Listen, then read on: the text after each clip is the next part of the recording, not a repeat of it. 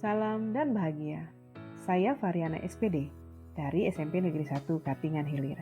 Kali ini saya akan merefleksikan pembelajaran pada program Guru Belajar Seri Semangat Guru 2 pada topik empati dan perencanaan materi pembelajaran.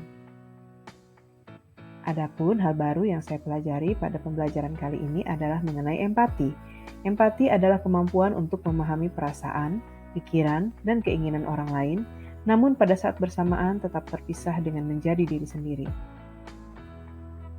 Empati terbagi menjadi empati global, yaitu pada umur 0-1 tahun, empati egosentris pada umur di bawah 5 tahun, empati kognitif pada umur 6-10 tahun, dan empati abstrak pada umur 10 tahun ke atas.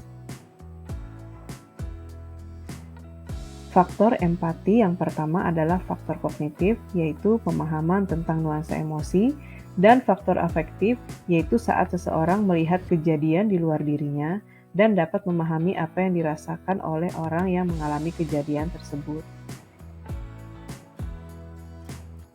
Manfaat empati dalam pembelajaran yaitu yang pertama dapat mengerti perasaan, pikiran, dan keinginan orang lain, bisa menerima orang lain dengan apa adanya, bisa memandang suatu keadaan dari sudut pandang orang lain, dan bisa mengantisipasi situasi sehingga dapat memiliki atau menentukan sikap yang sesuai.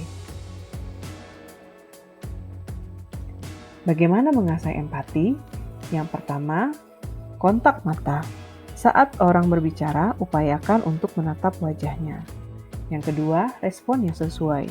Berikan ekspresi atau bahasa tubuh sesuai isi pembicaraan. Yang ketiga, menghindari gangguan. Hindari distraksi-distraksi saat sedang berbicara. Yang keempat, mengajukan pertanyaan. Tanyakan langsung jika ada bagian informasi yang tidak jelas.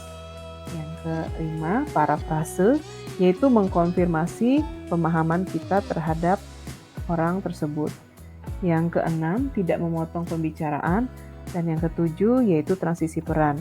Menyampaikan perasaan dan kondisi kita saat berada di posisi atau situasi lawan bicara kita tersebut. Untuk mengasah empati, kita bisa mempraktikkan lembar aksi 1.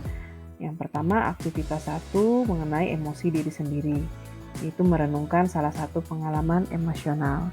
Di sini kita memahami faktor kognitif empati pada diri kita.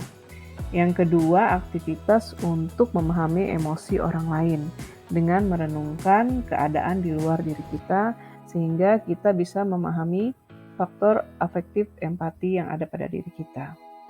Yang ketiga, yaitu dengan berdiskusi. Di sini kita diajak untuk menjadi pendengar yang aktif sehingga kita bisa mengukur empati yang ada dari dalam diri kita.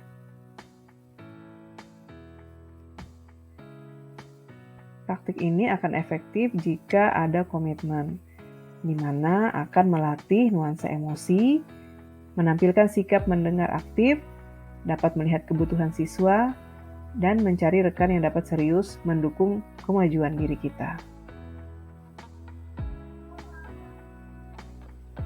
Tips dari saya, empati sangat dibutuhkan bagi seorang pendidik agar dapat memahami kebutuhan murid, sehingga dapat memberikan pembelajaran yang berpusat pada murid.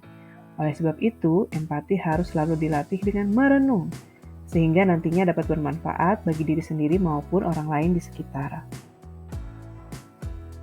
Demikianlah yang dapat saya sampaikan. Mari jadi pribadi yang penuh empati dengan mengikuti Guru Belajar Seri Semangat Guru 2. Terima kasih.